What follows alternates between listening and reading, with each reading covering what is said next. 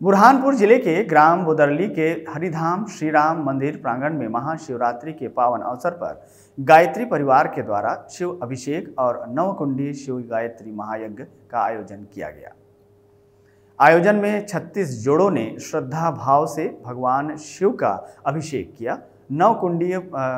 नवकुंडी शिव गायत्री महायज्ञ में गायत्री महामंत्र, महामृत्युंजय मंत्र और रुद्र मंत्र की आहुति दी गई, जिससे वातावरण में आध्यात्मिक शक्ति और पवित्रता का अनुभव किया गया। इस अवसर पर श्रद्धालुओं ने एक बुराई छोड़े और एक अच्छाई अपनाने का संकल्प भी लिया, जिसमें समाज में नैतिक और आध्यात्मिक मूल्यों को बल मिल सके। इसके साथ ही साथ सभी श्रद्धालुओं ने 1008 मिट्टी के पार्थिव शिवलिंग का निर्माण कर शिवाभिषेक भी किया।